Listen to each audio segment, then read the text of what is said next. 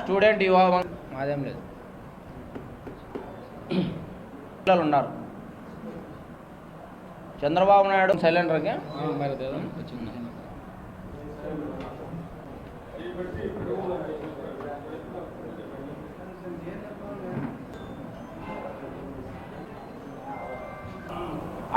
అబద్ధం చెప్పదనేది ఎంత నిజమో చంద్రబాబు గారు కూడా చెప్పిన హామీలు అమలు చేయరనేది కూడా అంతే నిజం. ఎన్నికల ముందేమో ఎడారిలోనైనా వరి పండిస్తానంటాడు. ఎన్నికలు అయిపోయిన తర్వాత ఓటేసిన జనాలకి నిండా ఊరేస్తారు. నిజంగా చంద్రబాబు నాయుడు గారు దేశంలో నా అంత అనుభవమైన ముఖ్యమంత్రి లేరని చెప్తారు. కరెక్టే సార్, మీ అంత అనుభవమైన ముఖ్యమంత్రి లేరు. ఎందులో తెలుసా? మోసం చేయడంలో మీ అంత అనుభవం ఎవరికి రాదు. వెన్నుపోటు పొడవంలో మీ అంత అనుభవం ఎవరికీ లేదు. నిజంగా నిరుద్యోగ వృత్తికి సంబంధించి జాబ్ క్యాలెండర్లకు సంబంధించి ఉగాది రోజున జాబ్ క్యాలెండర్ విడుదల చేయడం జరిగింది. జాబ్ క్యాలెండర్ అనేది ఒక తేదీల జాబితా క్యాలెండర్ కాదు, అది ఒక వెలుగుల క్యాలెండర్. ఎందుకంటే వేలు కాదు, లక్షలు కాదు, కొన్ని కోట్ల మంది కుటుంబాలకు సంబంధించిన విషయం అది. ఎంతకో పొద్దున లేస్తూనే మా బిడ్డకు ఉద్యోగం వస్తుందా అని ప్రతిరోజు పేపర్లో ఎప్పుడెప్పుడు జాబ్ క్యాలెండర్ వస్తుందా అని ఎదురు చూసే రోజులు. ఇలాంటి ఎదురు చూసే పక్షాన చంద్రబాబు గారు 10,000 ఉద్యోగాలని వదిలినానని చెప్పడం జరిగింది. నిజంగా చంద్రబాబు నాయుడు గారికి చిత్తశుద్ధి అనేది ఉంటే చంద్రబాబు నాయుడు గారి మన జరిగిన శాసనసభ సాక్షిగా, శాసనసభ అంటే ఏంది? ఒక దేవాలయం లాంటిది. ప్రజా సమస్యలు మాట్లాడుకోవాల్సిన అంశాలను మాట్లాడుకునే ఒక దేవాలయం లాంటి దేవాలయంలో 6 లక్షల ఉద్యోగాలు ఇచ్చినా అని చెప్పడం జరిగింది. అలాగే శాసనమండలిలో వాళ్ళ మంత్రి 5 లక్షల ఉద్యోగాలు ఇచ్చినా అని చెప్పండి. ఒక దేవాలయంలో నిస్సిగ్గుగా ఇంత అబద్ధం ఎలా ఆడగలుగుతున్నాం అని చంద్రబాబు నాయుడు గారిని మేము ప్రశ్నిస్తున్నాం.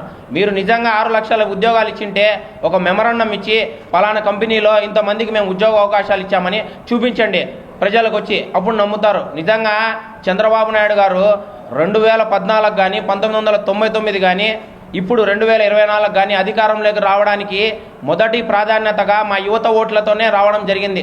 ఎందుకంటే ప్రతి ఎన్నికల్లో కూడా ఆయన గెలిచిన ఎన్నికల్లో చూసుకుంటే నిరుద్యోగ భృతి అప్పట్లో 1000, తర్వాత 2000, తర్వాత 3000 ఇస్తా అని చెప్పండి. ఇంతవరకు ఏ సంవత్సరం కానీ నిరుద్యోగ భృతి ₹1 అంటే ₹1 ఆయన కేటాయించలేదు. నిజంగా నిరుద్యోగ భృతి అనేది నిరుద్యోగులకి భిక్ష కాదు, అది ప్రభుత్వం యొక్క బాధ్యత. నిరుద్యోగులకు అది ఒక హక్కు. ఎందుకంటే వాళ్ళు వేలు కాదు లక్షలు ఖర్చు పెట్టుకొని వాళ్ళ విద్యను అభ్యసించి పూర్తి చేసిన తర్వాత వాళ్ళకి మనము ఒక భరోసా ఇవ్వాలా. ఏ విధంగా అంటే ఉద్యోగం వచ్చే వరకు ఒక 2,000, ఒక 3,000 ఇస్తే వాళ్ళ ఆశలకు మనం తోడవుతాం. అలాంటి నిరుద్యోగ వృత్తిని ఇప్పుడు తొంగలోకి దొక్కాడు. ఏ ప్రభుత్వమైనా ప్రతి 5 సంవత్సరాల్లో 5 సార్లు బడ్జెట్ ప్రవేశపెడుతుంది. ఇప్పటికే 3 బడ్జెట్ అయిపోయింది. 3 బడ్జెట్లో ఇంతవరకు నిరుద్యోగ భృతికి ₹1 కేటాయించలేదు. అది పోగా గతంలో 2019 నుంచి 2024 వరకు మా జగన్మోహన్ రెడ్డి గారి ప్రభుత్వంలో 1 కాదు 2 కాదు 6,42,000 ఉద్యోగాలు ఇవ్వడం జరిగింది. దేశ చరిత్రలోనే ఏ ముఖ్యమంత్రి చేయని విధంగా ఒక్కసారి కదా, అది కూడా ఎన్నికలు అయిపోయిన 6 నెలలకే 1,36,000 సచివాలయం ఉద్యోగాలు ఒకే ఒక నోటిఫికేషన్తో. చంద్రబాబు నాయుడు లాగా 41 నోటిఫికేషన్లు 31 నోటిఫికేషన్లు కాదు, ఒక్క నోటిఫికేషన్తోనే 1,36,000 ఉద్యోగాలు ఇవ్వడం జరిగింది. దేశ చరిత్రలో ఏ ముఖ్యమంత్రి చేయలేదు, ఏ ప్రధానమంత్రి కూడా చేయలేదు. నిజంగా అంత మేము గర్వంగా చెప్పుకోవచ్చు మా నాయకుడు జగన్మోహన్ రెడ్డి గారని. మా నాయకుడు హయాంలో 6 లక్షల ఉద్యోగాలు, ప్రభుత్వ ఉద్యోగాలు, అవుట్సోర్సింగ్ ఉద్యోగాలు వస్తే చంద్రబాబు నాయుడు అధికారంలోకి వచ్చిన వెంటనే ఒక డిఎస్సి అని ప్రకటించింది. గతంలోనే మా జగన్మోహన్ రెడ్డి గారు 2024లోనే ఈ డిఎస్సి ప్రకటించడం జరిగింది. ఆ డిఎస్సినే తీసుకొని వచ్చి ఈయన ప్రకటించినట్టు ప్రజలని మభ్య పెడుతున్నారు. సరే, ఆ డిఎస్సినైనా సక్రమంగా జరిగినాయంటే లేదు, దాంట్లో కూడా అవకతవకలు. ఎంతోమంది దాంట్లో ఇబ్బంది పడి ఇప్పుడు ఉద్యోగానికి పోయి కూడా ఇబ్బంది పడిన పక్షాన మనం చూస్తున్నాం. ఇప్పుడు వదిలిన ఈ 10,000 ఉద్యోగాలు కూడా ఏ శాఖలో వదిలినారు, ఎన్ని వదిలినారు అనేది కూడా ఇప్పటి వరకు లేదు. అది కూడా 4 విడతల్లో అంట, 41 నోటిఫికేషన్లు అంట, డిసెంబర్ వరకు ప్రక్రియ సాగుతుందంట. అంటే ఇంకా వాళ్ళకి నోటిఫికేషన్ ఇచ్చేటప్పుడు, వాళ్ళకు ఉద్యోగం ఇచ్చేటప్పుడు. నిజంగా చంద్రబాబు నాయుడు ఇది కేవలం ఒక మోసపూరిత జాబ్ క్యాలెండరే నిజంగా యువతకు మంచి చేయాలనే ఉద్దేశం ఆయనకు లేదు. నిజంగా ఈనాడు చూస్తే అందరూ వాళ్ళ యొక్క డిగ్రీలను పూర్తి చేసి చేతిలో సర్టిఫికేట్ పెట్టుకొని ఉన్నారు. దేనికోసం? వాళ్ళ జీవితాల్లో వెలుగు వస్తుంది లేని ఒక ఉద్యోగ అవకాశం కోసం. ఒక్కరి జీవితంలో కూడా వెలుగు లేకుండా చేసినాడు ఇప్పుడు చంద్రబాబు నాయుడు గారు. నిజంగా చంద్రబాబు నాయుడు గారి ప్రభుత్వంని పరిస్థితి చూస్తే మొన్న జరిగిన అసెంబ్లీ సాక్షిగా వాళ్ళ ఆర్థిక మంత్రి 2024లో జగన్మోహన్ రెడ్డి హయాంలో 11,79,000 మంది ఉద్యోగస్తులు ఉన్నారు అని చెప్పడం జరిగింది. ఇప్పటి 2025 సంవత్సరానికి వచ్చేతలకి ఎంతమంది ఉద్యోగస్తులు ఉన్నారంటే 10,45,000 మంది. అంటే దాదాపు 1,75,000 ఉద్యోగాలు ఖాళీలు ఉన్నాయి. 1,75,000 ఉద్యోగాలు ఖాళీలు ఉంటే మన చంద్రబాబు నాయుడు గారు ఇప్పుడు ఇచ్చిన 10,000 ఉద్యోగాలు ఎక్కడికి సరిపోతాయి? చంద్రబాబు నాయుడు నిజంగా అసెంబ్లీ సాక్షిగా 6 లక్షల ఉద్యోగాలు ఇచ్చాడని చెప్తున్నారు కదా. నిజంగా మీరు 6 లక్షల ఉద్యోగాలు ఇచ్చింటే ఒక ఉదాహరణ కాదు, మా గవర్నమెంట్లో మేము దాదాపు మద్యం సంబంధించిన షాపులలో 18,000 మందికి ఉపాధి ఇచ్చినాం అవుట్సోర్సింగ్ కింద.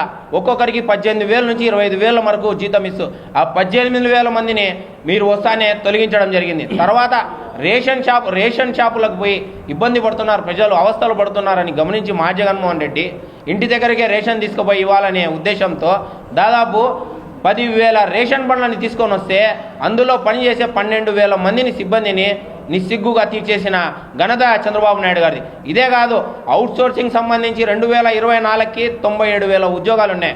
ఇదే ఆర్థిక మంత్రి ఇప్పుడు ప్రవేశపెట్టిన బడ్జెట్లో నీట్గా వివరించడం జరిగింది. అవుట్సోర్సింగ్ ఉద్యోగస్తులు 87,000 మంది ఉన్నారు. అంటే మీరు దాదాపు 10,000 మంది అవుట్సోర్సింగ్ వాళ్ళని తీసేయడం జరిగింది. అసలు చంద్రబాబు నాయుడు గారు ఉన్న ఉద్యోగాలు తీస్తూ ఉంటే కొత్తగా ఉద్యోగాలు ఇచ్చానని చెప్పడం నిజంగా సిగ్గుచేటు.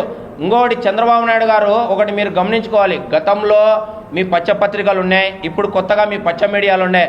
ఓకే, మీ పచ్చ పత్రికల్లో పచ్చి మీడియాలో మీరు ఏం వేసినా ప్రజలు చూస్తారులే అనుకోవడం మీ అవివేకం. ఎందుకంటే ప్రతి ఒక్కరి దగ్గర ఒక సెల్ ఉంది. ఇది డిజిటల్ యుగం. గతంలోకి ఇప్పటికీ తేడా ఏముందని ఆ సెల్లులో పోయి చాట్ జీపీటీలో కొట్టినా ఏఐలో కొట్టినా కూడా మీ చరిత్ర మా చరిత్ర బయటపడిపోతుంది. ప్రజలందరూ ఇప్పుడు బాగా తెలివిపరులు, ప్రజలందరూ గమనిస్తున్నారు నిజంగా ఎవరు మంచి చేశారు, ఎవరు ఉద్యోగ అవకాశాలు ఇచ్చారు, ఎవరు మోసం చేస్తున్నారని. దయచేసి మీరు నిరుద్యోగ వృత్తిని ఒక భిక్షలాగా భావించొద్దండి. అది మా హక్కు, యువత హక్కు. అది ఉద్యోగం వచ్చేంత వరకు మీరు వాళ్ళకి డబ్బులు కేటాయించాలా. ఇప్పటికే ఒక్కొక్కరికి మీరు చెప్పిన విధంగానే 20 లక్షల ఉద్యోగాలు వేసుకున్నా కూడా ఒక్కొక్కరికి 3,000 చొప్పులు వేసుకున్నా కూడా దాదాపు 21 నుంచి 22,000 కోట్ల రూపాయలు ఇప్పుడు మా నిరుద్యోగులకు మీరు బాకీ పడ్డారు. నిజంగా మా ఆంధ్రప్రదేశ్ యువత కన్నా రోడ్డెక్కితే మీ ప్రభుత్వం కూలిపోవడం ఖాయం.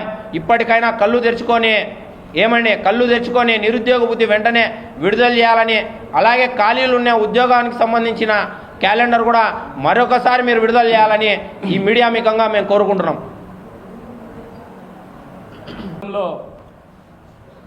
చంద్రబాబు నాయుడు గారైతేనేమి మరియు బీజేపీ జనసేన కూటమి లాగా ఏర్పడి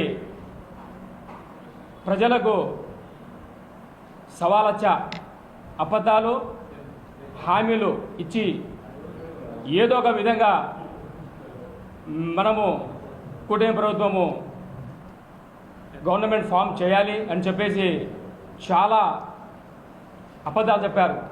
ఇది రాష్ట్ర ప్రజలైతేనేమి జిల్లా వ్యాప్తంగా రాష్ట్ర వ్యాప్తంగా అందరూ నెరవేర్చలేదని మీరు చెప్పిందే కదా చంద్రబాబు నాయుడు గారు. ఏమన్నా నిరుద్యోగులు ఏమన్నా మీకు ఏమన్నా అడుక్కున్నారా? అడుక్కోలేదు. మీరు మోసపూరిత హామీలు ఇచ్చారు.